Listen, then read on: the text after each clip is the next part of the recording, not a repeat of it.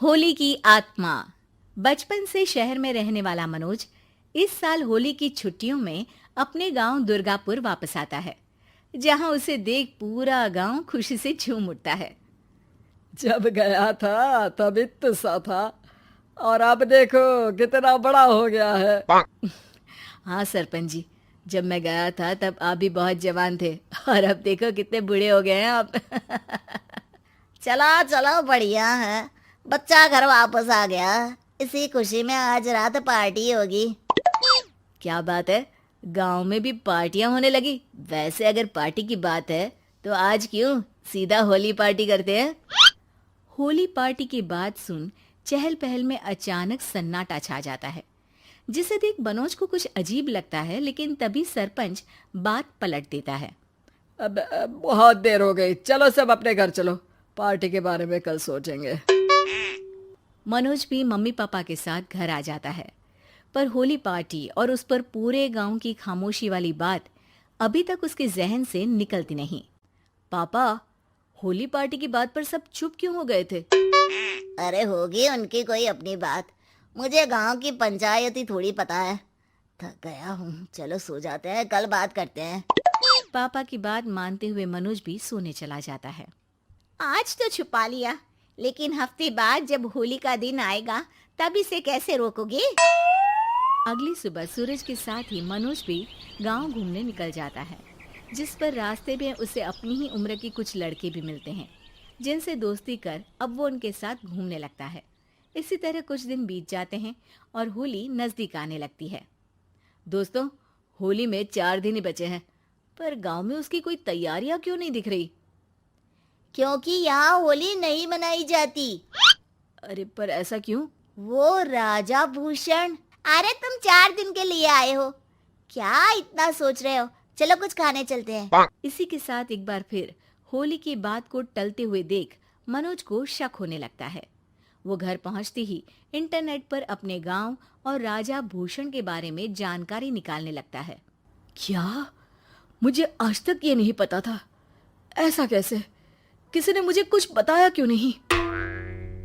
सारी जानकारी लेने के बाद मनोज गांव वालों या अपने मम्मी पापा से कुछ पूछे बिना खुद ही उसकी सच्चाई के बारे में छानबीन करने लगता है, जिसके चलते वो राजा भूषण की हवेली में पहुंचता है।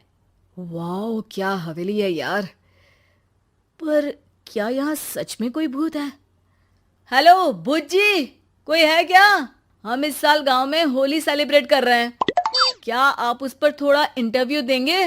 मनोज के ऐसा बोलते ही गांव में तूफान उठ जाता है और हवेली में रखी सारी चीजें हिलने लगती है। एक अदृश्य शक्ति मनोज को धक्का देकर हवेली से बाहर निकाल दरवाजा बंद कर लेती है। ये सब देख मनोज हैरान रह जाता है। क्या अभी मुझे हवा ने धक्का देकर बाहर निकाल दिया?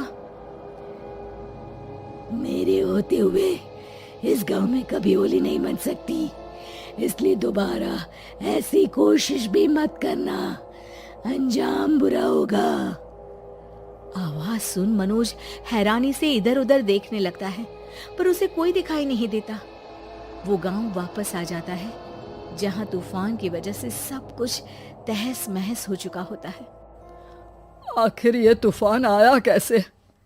ना ऐसा कोई मौसम था और ना ही हमने होली का त्योहार मनाने की बात की थी। सरपंच की बात पर कोई रिएक्शन दिए बिना मनोज चुपचाप अपने घर चला जाता है। इस तरह देखते ही देखते होली का दिन भी आ जाता है और मनोज रंग लेकर गांव में निकल जाता है, लेकिन गांव पूरी तरह खाली होता है। अरे त्योहार का दिन है, धूमधाम की जगह मातम क्यों मनाया हुआ है? मनोज की आवाज सुन सब अपने घर की खिड़कियां खोल के घर के अंदर से ही उसे वापस जाने के लिए कहने लगते हैं, पर वो किसी की नहीं सुनता। तुझे पहले भी समझाया था, अगर होली खेलने की कोशिश भी की तो अच्छा नहीं होगा।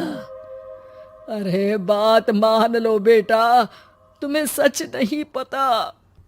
मुझे सब पता है।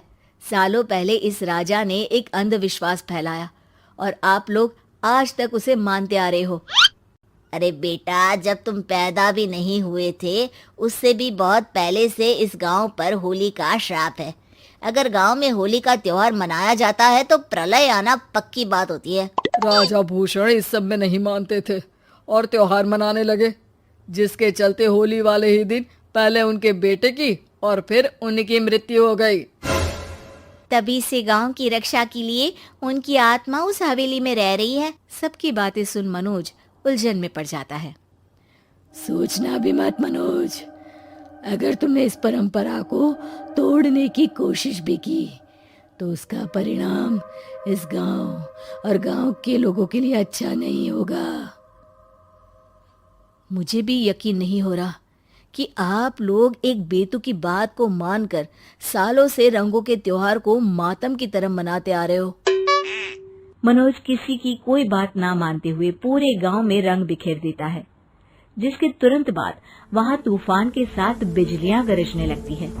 अचानक मौसम में ऐसा बदलाव देख जहां मनोज कंफ्यूजन में आ जाता है, वहीं गांव वाले डर से सहम जाते हैं।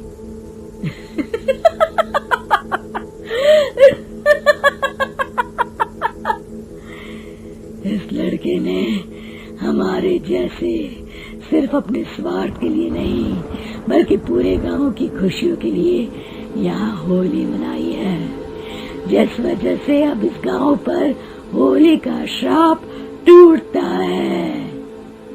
ऐसा बोलकर राजा का भूत वहां से गायब हो जाता है, जिसके बाद गांव के लोग धूमधाम से होली मनाते हैं।